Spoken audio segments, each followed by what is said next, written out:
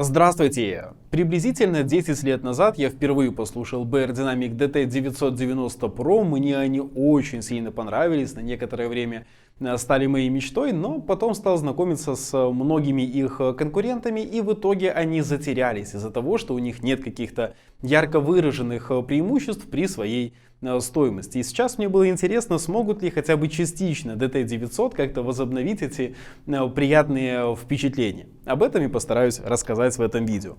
По внешнему виду, естественно, произошли изменения, причем изменения в лучшую сторону, потому что наушники стали смотреться современнее, смотреться интереснее, в чем-то даже, возможно, и дороже, и в том числе по своей эргономике, как минимум, они не стали хуже и в чем-то даже стали лучше. По посадке мне они очень понравились с учетом моего размера головы, то есть они садятся очень хорошо. Хотя, казалось бы, круглые амбушюры это не совсем такое правильное решение, но в моем случае все сработало как надо. Это очень хорошая именно надежность посадки, потому что я головой что-то делаю, они не стремятся упасть, не стремятся как-то спасть с головы. И это очень круто, потому что для меня это проблема. Очень многие наушники все-таки спадают. И очень мягкие, очень хорошие амбушюры, хорошее оголовье. Хотя, опять же, съемное оголовье в 990-х это тоже в чем-то преимущество, потому что его можно банально заменить, найти оголовье не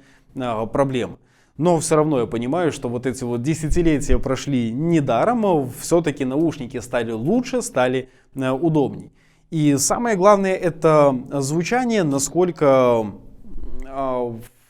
почувствовался прогресс и оправдывается ли возросшая стоимость наушников. Если коротко, то да, определенно оправдывается, потому что в те же 990 это не совсем ровные наушники, тоже со своими косяками. Здесь их убрали, наушники стали более ровные, более такие аналитичные, уже больше приближены к топовому сегменту, как те же 1990. Это, как я уже и сказал, с одной стороны более такой правильный тональный баланс, но и с другой стороны они немножко потеряли в своей такой музыкальности, потому что 990 это не совсем прям такие уж сухари, то есть у них есть некоторые свои искажения, свои внесения. Здесь их стало меньше, и это в том числе проявилось на середине, которая стала более сухая, более зажатая. Не то чтобы менее детальная, она даже может быть и более детальная стала, но ей не хватает открытости, даже несмотря на то, что это наушники открытого типа.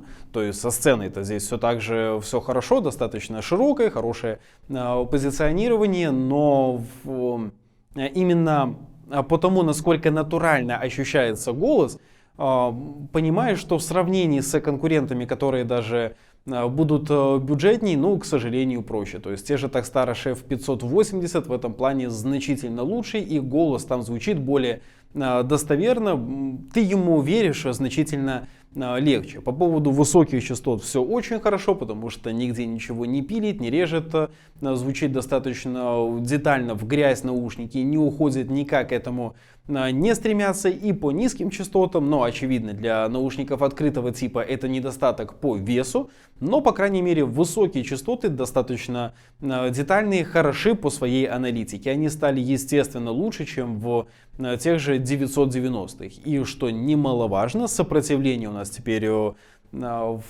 единое, 48 Ом, и это очень хорошо, если вы используете какие-то компактные источники, как те же ЦАПа-усилители, где мощность ограничивается там приблизительно в 200 Вт. И съемный кабель это тоже преимущество, потому что мини-XLR разъем на самом деле достаточно распространенный, можно найти разные кабели, которые вам понравятся, хотя опять-таки комплектные, их здесь две штуки разные по своему размеру, вполне себе устраивают, можно ими пользоваться, и при этом они никаких неприятных эмоций у меня не вызвали. В итоге, как в общем-то уже и говорилось в разных видео, в DT900, DT700 это промежуточная версия между 990 и 1990 и соответственно 770 и 1770. Это что-то средненькое, то есть по подаче обе пары наушников приближаются к своим дорогим версиям, но при этом уступают им по своим каким-то аналитичным свойствам, если можно так выразиться. Та же детальность, тоже разделение инструментов, скоростные характеристики и так далее.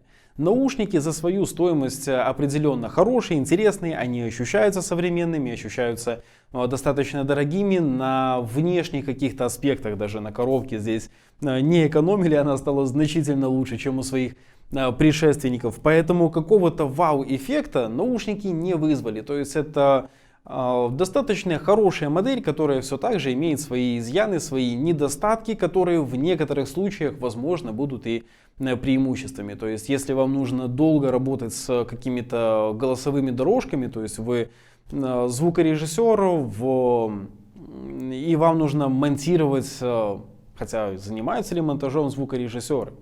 Ну хорошо, к примеру, вы монтажер, вам нужно монтировать репортаж, либо же какое-то документальное кино и работать в наушниках там на протяжении многих часов, то да, это будет преимуществом и как раз таки зажатость посередине, потому что они не будут давить своим звуком. То есть можно будет проработать дольше без какого-то раздражения. С этой задачей они, безусловно, будут справляться хорошо. И как раз таки так уже принято говорить, что B-динамика — это такие наушники для работы. И как раз таки для такой работы они подходят великолепно.